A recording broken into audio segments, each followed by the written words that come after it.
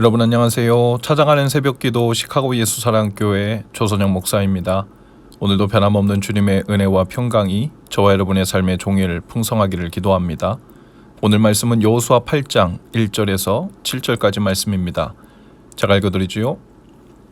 주님께서 여호수아에게 말씀하셨다. 두려워하지 말아라. 겁내지 말아라. 군인들을 다 동원하여 아이성으로 쳐 올라가라. 보아라, 내가 아이의 왕과 백성과 성읍과 땅을 다 내 손에 넘겨주었다.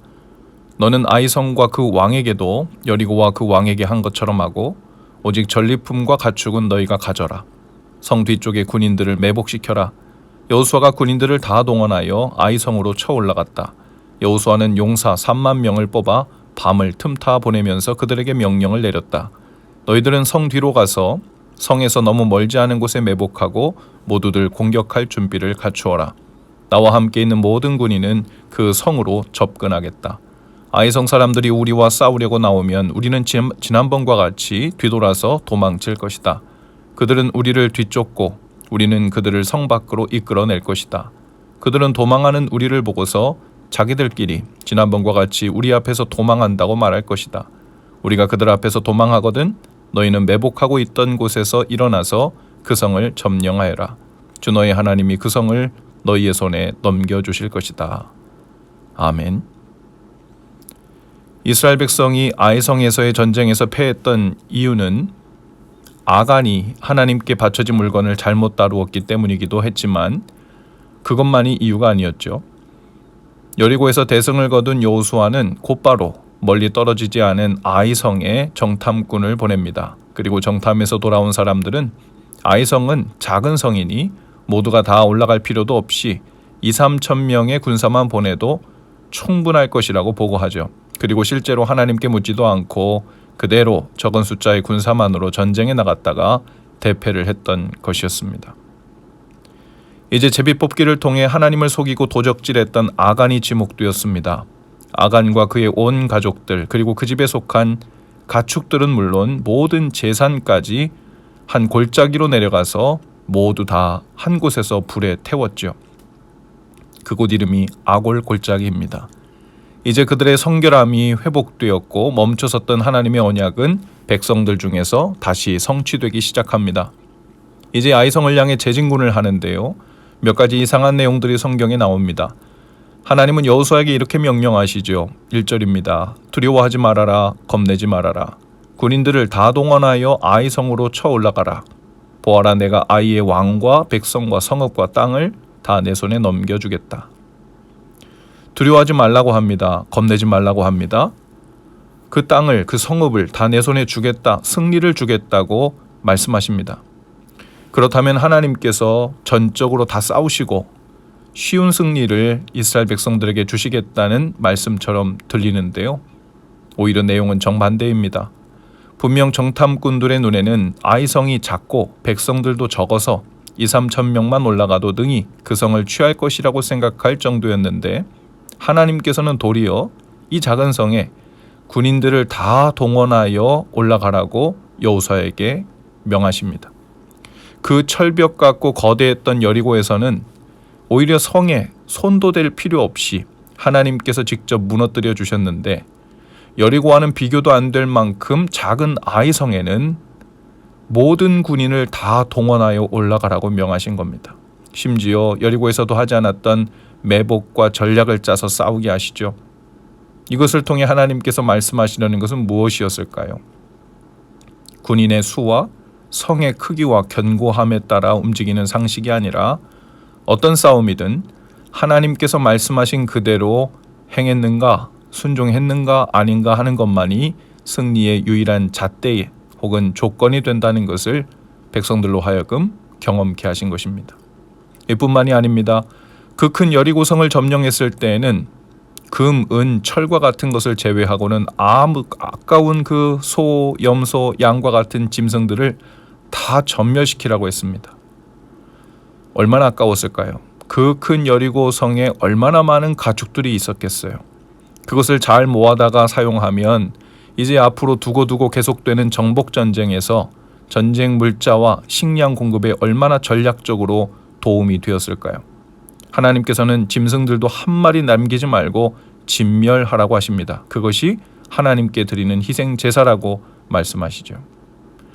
그러나 이번 조그만 아이성에서는 오히려 전리품과 짐승들까지 백성들에게 가지라고 소유하라고 하십니다.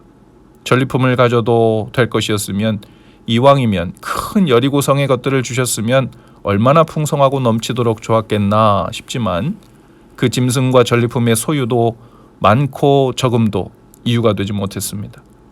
오직 하나님이 주시면 갖는 것이고 멸하라고 하시면 그대로 다 멸하는 것이 중요했죠.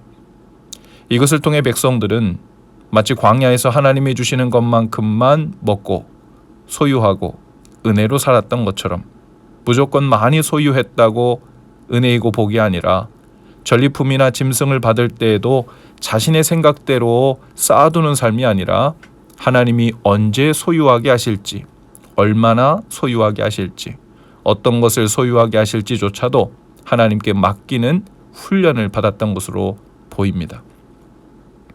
오늘 우리 삶에도 여리고 같은 것들이 있고 아이 같은 일들이 있을 겁니다.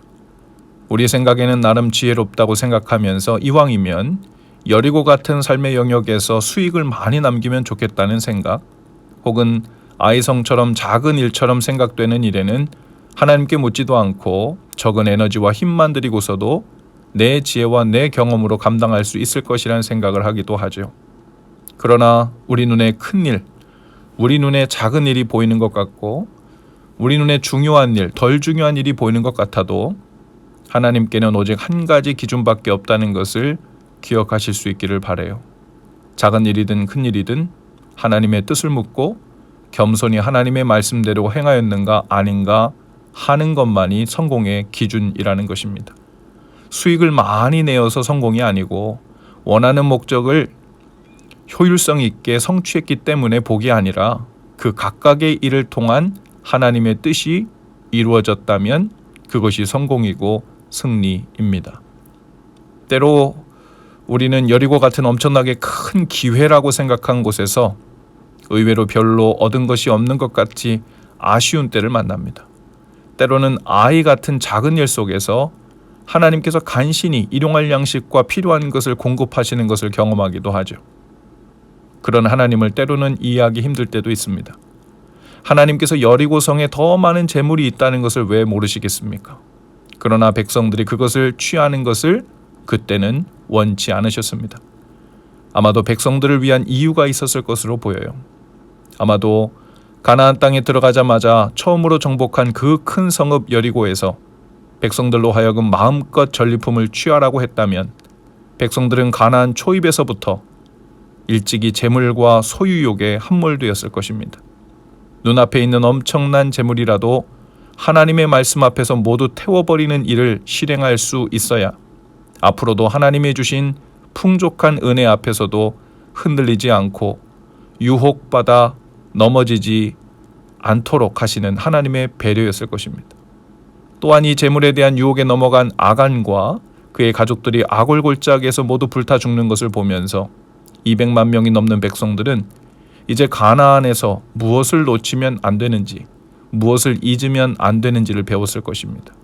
그리고 나서 작은 아이성에서 하나님은 그들에게 전리품을 이제부터 조심스럽게 소유하는 것을 연습하시는 것 같습니다. 여러분, 은혜의 땅 가나안에 들어가 사는 일은 무조건 풍요롭게 되고 많은 재물을 소유하고 쌓아두고 사는 것이 능사인 삶이 아닙니다. 오히려 아무리 아까워도 하나님께서 위험하니 때가 아니라고 하시면 눈앞에 눈먼 돈을 쌓아놓고서라도 돌아서서 하나님을 따라가는 법을 배우는 곳이 가나안이죠. 언제 얼마를 주시든 하나님이 취하라 하시면 취하고 취하지 마라 하시면 그것이 나에게 해가 될 줄 알고 가진 것으로 족한 줄 알고 하나님의 은혜에 감사하며 사는 곳이 가나안 땅이고 약속의 땅입니다. 오늘 혹 너무 아깝다 생각이 들면서 아쉽게 눈앞에서 날려버린 것 같은 혹은 사그라져 버린 것 같은 어떤 기회나 성공이나 재물로 인하여 마음에 끙끙대는 마음이 있었다면 여러분 털어버리시기 바랍니다. 그리고 하나님께서 오늘 우리에게 취하라고 하시면 또 우리에게 주신 그 일용할 양식에 만족하고 감사하면서 무엇보다 하나님 앞을 떠나지 않고 사는 이 놀라운 젖과 꿀이 흐르는 삶에 감사하며 오늘을 주님 앞에서 살아가실 수 있기를 주님의 이름으로 축복합니다.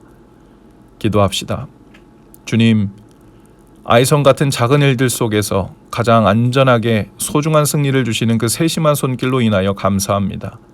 오늘도 주님이 주시는 승리와 은혜들을 허락하신 만큼 감사함으로 받습니다.